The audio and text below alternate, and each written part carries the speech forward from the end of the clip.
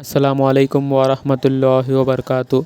सैयदा फ़ातिमा ज़हरा का निकाह भाई सैयद अमीरुल क़ादरी साहब। आइए वीडियो को एंड तक देखते हैं। जो भी हमारे चैनल पर नया है चैनल को सब्सक्राइब कीजिए और बेल नोटिफिकेशन को ऑल पे कीजिए ताकि ऐसे वीडियो आपको देखने को मिले। आज से पहले आपने बहुत लोगों की शादियां सुनी होगी कि फलां के यहाँ शादी हुई तो ऐसा हुआ, फलां के यहाँ शादी हुई तो ऐसा हुआ। लेकिन आइए आज हम सुनते हैं कि सैयदा ज़हरा की शादी हुई तो फिर कैसे हुआ।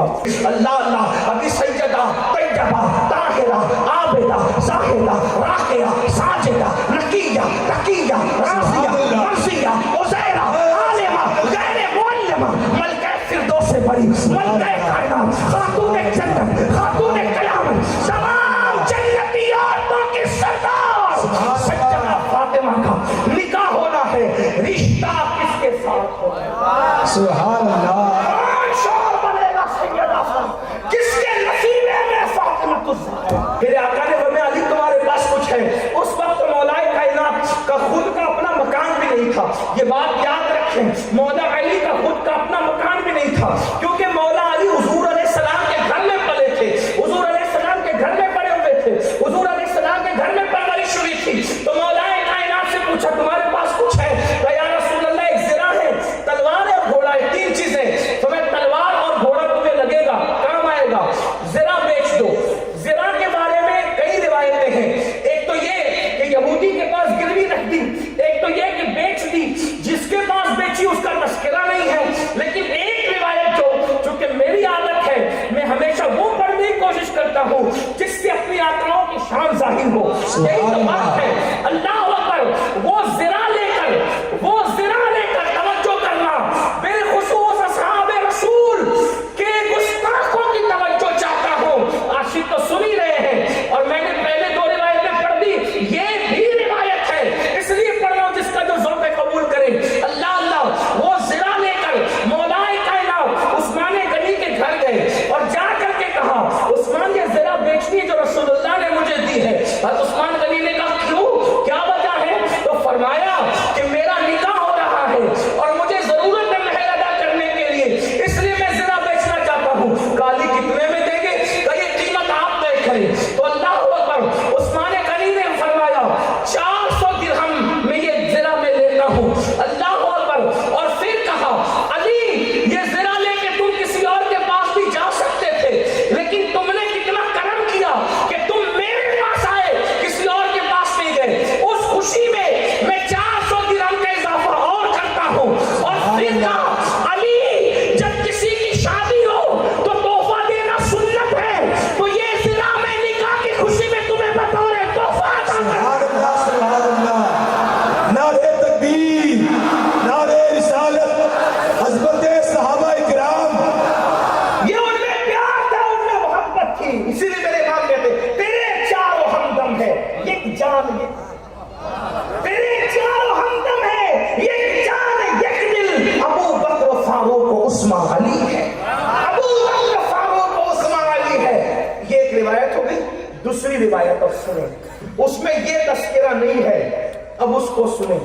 हुजूर अलैहिस्सलाम मस्जिद नबवी में है, एक खुशबूदार फूल, बहुत खुशबू थी उसकी हुजूर के हाथ में। उन नाजुक और खूबसूरत नरम हाथों में फूल कैसा लगता है? निखाते गुल से ज्यादा जिसकी नजाकत हो, वो गोरे गोरे हाथों में फूल कैसा लगता होगा। हुजूर के हाथों में फूल है। तवज्जो करें, बात अब इख्तिताम की तरफ जाती है। अल्लाह अकबर। फूल हुजूर के हाथों में। सरकार ने फरमाया अली कहाँ है? हुजूर वो जानवरों को चारा खिलाए। उस वक्त तो घोड़ों की बहुत कदर कीमत होती थी क्योंकि काम आते थे जंग में, बल्कि हुजूर अलैहिस्सलाम खुद भी अपने घोड़ों की पीठ पर हाथ थे। मुझे दो रिवायती सिलसिले मालूम हुई है और भी हैं कि हुजूर ने घोड़ों की पीठ पे और चेहरे पे हाथ फेरा, और एक तो बकरी के बदन पे हाथ, और एक ज़ईफ रिवायत है बकरी के मुतालिक फरमाया कि ये जन्नती जानवर। ज़ईफ रिवायत है, लेकिन हमारे यहाँ तो ज़ईफ रिवायतें मकबूल है। फजाइल के बाब भी इसलिए पेश कर दिया। अगर आपको अज़म नहीं होती तो कोई बात नहीं, कोई बहस का मामला नहीं है कि आपने बकरी को भी जन्नती कह दिया। इसको भी इमाम अहले सुन्नत ने फतवा रज़ूल शरीफ में लिखा। جس کا اپنا ذوق کو قبول کرے چھوڑے باقی بات. تو عرض کیا کر رہا تھا؟ خوشبودار پھول ہاتھ میں. تو میں علی کا بلا کے آئے, سرکار سے پوچھا حضور یہ پھول کیسا ہے؟ اب دھیان سے سننا, علی کے ساتھ ہے. زہرا کی شادی نہیں بولتے اب, نہ بولے کوئی بات نہیں. علی کے ساتھ ہے زہرا کی شادی, علی کے ساتھ ہے زہرا کی شادی, علی کے ساتھ ہے زہرا کی شادی. یہ ہاں پھول کیسا کا؟ تو فرمایا یہ جنت کا پھول ہے. سبحان اللہ. یہ جنت, حضور یہ جنت کا کتنا خوبصورت, خوشبو کتنی اچھی ہے.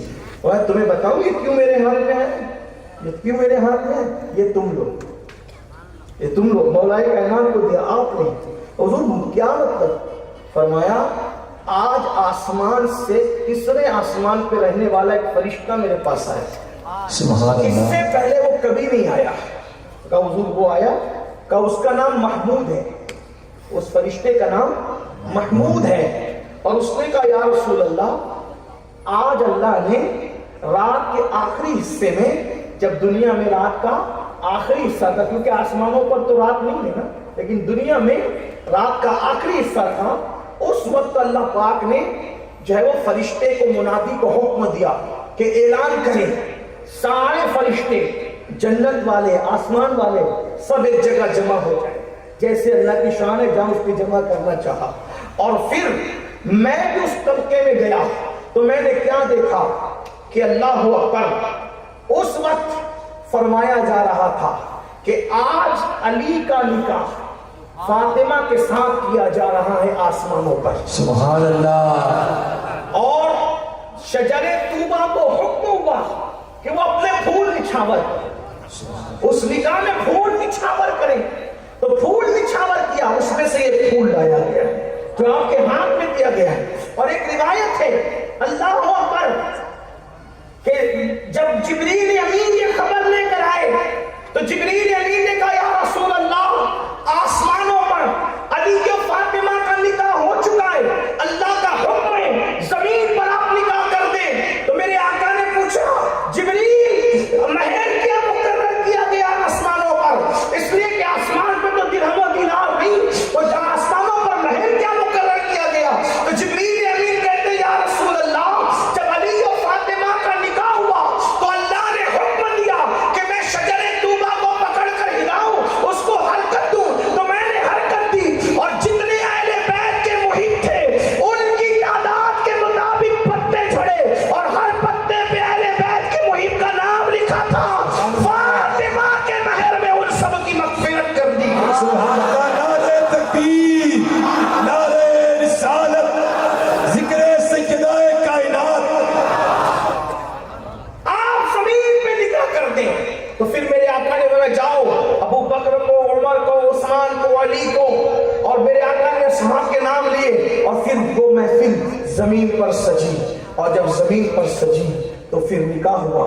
آقا علیہ السلام نے بہت سی باتیں کہی, خطبہ بھی پڑھا, خطبہ بھی موجود ہے. اب اینڈ گفتگو کا ہوتا ہے کہ نکاح ہو گیا تو سرکار نے علی جب تک میں نہ آؤں اپنی خوابگاہ میں داخل مت ہونا.